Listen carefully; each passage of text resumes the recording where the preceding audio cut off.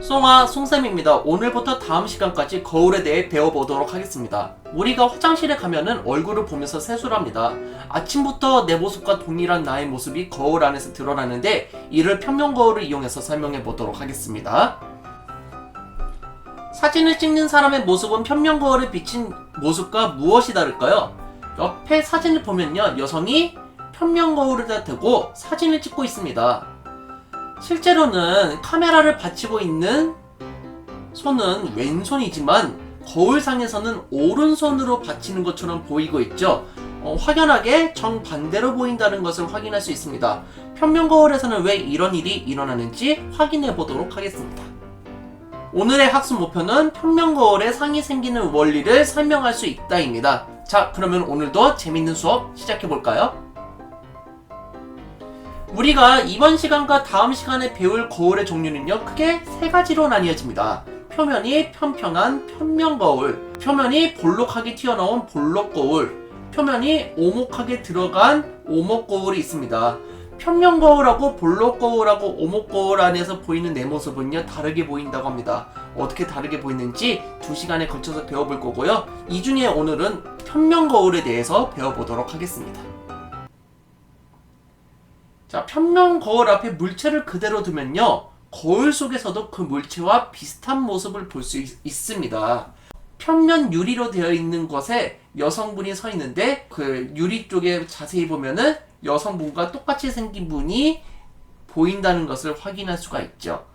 이처럼 거울 속에서 보이는 물체와 닮은 모습을 보고 우리는 상이라고 합니다. 옆에 사진처럼 여성분과 똑 닮은 여성분이 거울 속에서 존재하는 것이지요. 거울 속에 비춰진 아이유의 모습이나 차량의 사이드 미러에 보이는 사람의 모습도 역시 상이라고 하는 것입니다. 그리고 카메라가 거울 속에서 비춰지는 경우에 이 카메라도 상이라고 하는 것입니다. 그러면은 평면 거울에서는요, 어떤 모습의 상이 생기는지 생각을 해보도록 하겠습니다. 같이 공부를 해보도록 할 텐데요. 평면 거울에 상이 생기는 것을 알기 전에 빛의 반사에 대해서 배워야 됩니다. 거울에서 빛의 반사가 일어나기 때문에 우리가 거울을 통해서 물체를 볼 수 있기 때문이죠. 광원 또는 물체에서 반사된 직진된 빛은요, 거울이나 물체에 닿으면은 진행 방향이 바뀌는 현상이 나타납니다. 이를 빛의 반사라고 하는 것이지요. 거울에서도 빛의 반사가 일어나면서 카메라를 찍고 있는 이 남성분의 모습을 볼 수가 있는 거고요. 물웅덩이에서 빛이 반사가 되면서 이 건물의 구조가 보인다는 것을 확인할 수가 있습니다. 이렇게 빛은 물체나 거울에 닿으면 반사하는데, 반사가 일어날 때 빛의 반사 법칙을 따르게 됩니다. 옆에는요, 제가 실제로 촬영한 사진인데요. 옆에 레이저의 경로를 보면요, 평면 거울에 부딪히고 난 다음에 꺾여서 나오는 것을 알 수가 있습니다. 가운데 선을 기점으로 봤을 때요, 양쪽의 각도가 왠지 비슷해 보이지 않습니까? 반사 법칙 때문인데 좀 더 자세히 살펴보도록 하겠습니다. 위에 광원의 일종인 전구가 있습니다. 전구에서 나온 빛이 사방면으로 퍼져나갈 텐데요, 그중 한 빛의 줄기가 일직선으로 반사면에 다가간다고 생각을 해보겠습니다. 이렇게 전구에서 나온 빛이 반사면으로 들어가게 되는데, 이렇게 들어가는 빛을 입사광선이라고 합니다. 반사면에서 빛은요, 진행 방향이 바뀌면서 튕겨져 나가게 됩니다. 이때 빛이 튕겨져 나가는 빛을 보고 우리는 반사광선이라고 합니다. 입사광선이 들어가고 반사광선이 나가는 점에 반사면에서 수직인 선을 그어주게 되는데요, 이런 것을 보고 우리는 법선이라고 합니다. 이 법선과 입사광선 사이의 각도를 입사각이라고 하고요, 법선과 반사광선 사이의 각도를 반사각이라고 합니다. 그런데 자세히 보시면은 입사각과 반사각이 같다는 것을 확인할 수가 있죠. 자, 다시 정리해보면요, 반사면에 다다른 빛은 반사면의 수직인 선과 이루는 각이 서로 같도록 반사하는 것을 반사법칙이라고 하는 것입니다. 예를 들어서 입사각이 30도면요, 반사각도 30도가 되어야 되고요, 입사각이 만약에 70도면요, 반사각도 70도여야 하는 것입니다. 그럼 이렇게 반사법칙이 잘 적용되는 거울이 평면거울인데 평면거울의 원리에 대해서 한번 배워보도록 하겠습니다. 평면거울은 거울면이 평평한 거울이죠. 앞에 달걀 모양의 유리 공예품이 거울면에 그대로 비추는 이유도요. 평평한 거울면이기 때문에 그렇습니다. 우리가 좋아하는 고양이들이 이렇게 많이 있어요. 그런데 유리창에 비친 고양이의 모습 뒤에는요, 뭔가 고양이의 모습과 똑같이 생긴 것들이 있다라는 거죠. 과연 이 고양이의 모습의 정확한 위치는 어디에 있을까요? 유리창이 평평하기 때문에 평면거울과 같이 고양이의 상은 유리창을 기준으로 고양이와 대칭인 곳에 있다고 합니다. 평면거울의 상의 원리를 알게 되면요, 고양이의 상의 위치를 알 수가 있습니다. 그럼 그 원리에 대해서 같이 배워보도록 하겠습니다. 역시 오늘도 송생과학의 단골 손님 아이유가 등장했습니다. 아이유와 함께 상이 생기는 원리를 알아보도록 하겠습니다. 평면거울에 상이 생기는 까닭은요, 물체의 정보를 가지고 있는 빛이 거울면에 반사돼서 눈으로 들어오기 때문입니다. 그래서 거울에서는요, 물체가 있는 것처럼 보이는 것이지요. 만약 아이유가 거울에 있는 토끼를 보는 과정을 생각해 보겠습니다. 토끼는 우선 광원이 아니죠. 토끼는 광원이 아니기 때문에 광원인 전등으로부터 빛이 나와서 토끼의 닿으면 반사가 됩니다.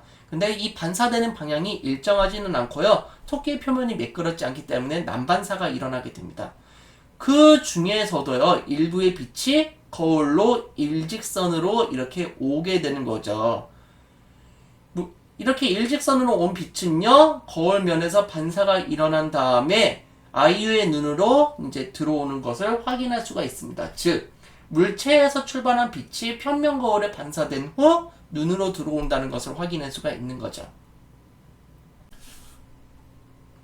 하지만 사람의 뇌에서는요, 이 빛이 거울에서 반사돼서 온 것이라고 인식하지 않습니다. 거울 뒤에 있는 물체에 있는 빛이 직진해 온 것으로 인식을 하는 것이죠. 반사광선 중에 눈에 들어간 빛의 연장선을요, 거울의 뒤쪽으로 이어보면요, 한 점에서 만난다는 것도 확인할 수 있습니다. 우리는 이 빛이 반사돼서 온 것이 아니라 거울 뒤로부터 직진해 온 것으로 인식한다는 것이죠. 이에 따라 거울면에서 반사된 눈으로부터 들어온 빛을 일직선상으로 쭉 이어서 상을 완성시키면요, 상이 거울면의 대칭인 위치에서 대칭인 모습으로 있는 것처럼 보이는 것입니다. 즉, 사람은요, 빛이 반사광선의 연장선에서 만나는 곳에서 나오는 것으로 느끼기 때문에 그곳에 상이 생기는 것을 확인할 수가 있죠. 그리고 공교롭게도 물체와 거울까지의 거리는 거울과 상까지의 거리와 같다는 것도 확인을 할 수가 있습니다. 여기 있는 토끼를 보자면은 오른쪽에 귀가 쫑긋 세워져 있는데, 상의 토끼를 보면요, 왼쪽 귀가 쫑긋 세워져 있는 것을 확인할 수 있죠. 좌우가 바뀐다는 것도 확인할 수가 있습니다. 자, 그러면은 우리가 전구를 바로 보는 경우도 한번 생각해 볼게요. 만약에 조명의 상이 평면거울을 통해서 나타나는 과정을 어떻게 설명하면 될까요? 물체에서 반사돼서 나온 빛이 아닌 직접 조명에서 나온 빛이 거울면에 반사한 후에 눈으로 들어오는데요, 이 빛이 거울 뒤로 직진해 온 것으로 인식하기 때문에 상이 거울면의 대칭인 위치에 대칭인 모습으로 조명이 있다는 것을 확인할 수가 있습니다. 물체의 조명에서는 오른쪽에 표식이 있지만 상의 조명에서는 왼쪽에 표식이 있는 것을 확인할 수가 있죠. 자, 그러면은 이렇게 열심히 평면거울에서 상이 생기는 원리에 대해서 배워보았는데요. 평면거울에서의 상의 특징은 어떤 것이 있을까요? 첫 번째, 상의 크기는요, 물체의 크기와 같습니다. 이 여성분의 크기와 상에서 맺히는 크기가 같다는 것을 확인할 수 있죠. 여기 있는 인형의 모형과 상에 맺히는 인형의 모형의 크기가 같다는 것을 확인할 수가 있습니다. 자, 그럼 평면거울에서 나타난 상의 모양은 어떻습니까? 물체와 거울면의 대칭인 위치에 대칭인 모습이라는 것을 확인할 수 있죠. 여성의 사진을 보면요, 실제로는 오른손으로 얼굴을 만지고 있는 것처럼 보이지만 거울성의 상의 여성분은요, 왼손이 얼굴을 만지는 것처럼 보이고 있습니다. 이로 인하여 생기는 현상은요, 오른쪽의 그림처럼요, 과학의 글씨가 좌우가 바뀌어서 우리가 알고 있는 한글이 아닌 모습으로 표현이 되게 되는 것이죠. 평면거울이 나타나는 상의 위치는요, 물체에서 거울까지의 거리는요, 거울에서 상까지의 거리와 같다는 것을 확인할 수가 있습니다. 좌우가 바뀌었을지라도 대칭이기 때문에 물체에서 거울까지의 거리, 거울에서 상까지의 거리가 같다는 것을 확인할 수가 있는 것이죠. 자, 그러면 이렇게 평면거울을 어디에서 많이 이용하는지 확인해 보도록 할 텐데요.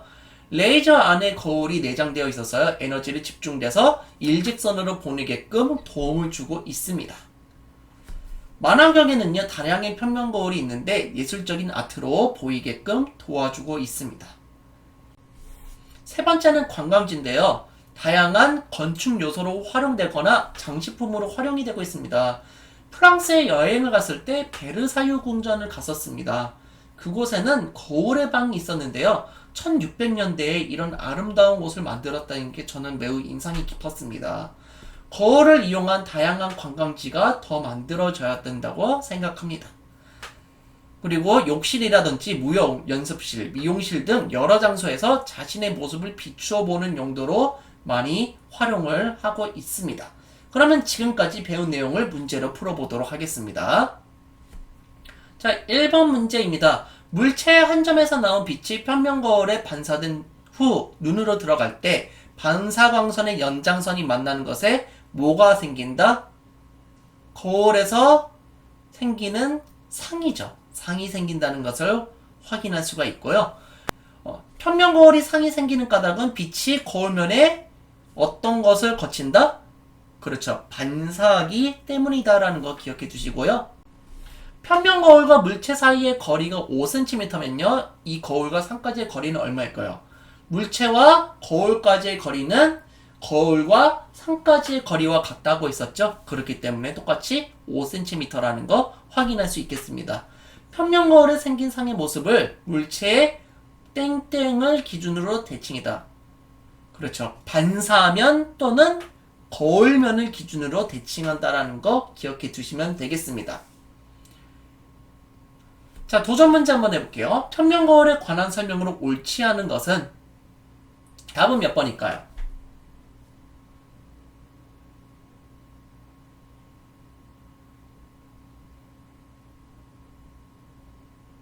자, 1번부터 볼 텐데 거울면을 기준으로 물체와 대칭인 상이 생긴다? 맞는 말이죠. 빛이 거울면에 반사하여 상이 생긴다? 맞는 말이죠. 상의 크기와 물체의 크기는 같다? 크기가 같다고 했었습니다. 근데 물체와 같은 크기, 동일한 모습의 상이 생긴다? 아니죠. 좌우의 모습이 바뀐 상의 모습이 생긴다는 걸 확인할 수 있죠. 그래서 답은 4번입니다. 5번 전신거울, 만화경 등이 이용된다는 맞는 말이겠죠. 자, 마지막 도전 문제입니다. 모는 종이 위에 평면거울을 수직으로 세우고 글자 송생과학을 그림과 같이 썼다고 합니다. 거울에 비친 상은 어떤 모양일지 써보도록 하겠습니다. 자, 우선 제가 시간을 드릴 테니까 한번 비어있는 노트에다 한번 연습을 해서 적어보세요. 자, 그럼 여러분 다 풀었다고 생각하고 저는 해설을 하도록 하겠습니다. 제가 영상에서 설명했던 거는요, 거울을 세워뒀었는데 이번에는 거울을 옆으로 눕혀뒀죠. 그렇다는 얘기는요, 송생과학의 위에 부분과 아랫 부분이 뒤집어져야 된다는 것을 확인할 수가 있죠. 그렇기 때문에 거울을 기준으로 봤을 때는 이렇게 된다는 것을 확인할 수가 있죠. 자, 다음 이 시간에는요, 구명거울에 비친 상에 대해서 알아보도록 하겠습니다. 볼록거울이나 오목거울에서 나타나는 상의 특징을 배워보도록 하겠습니다. 이 영상이 즐거우셨다면 좋아요, 구독하기 부탁드리겠습니다. 여러분 감사합니다. 송바.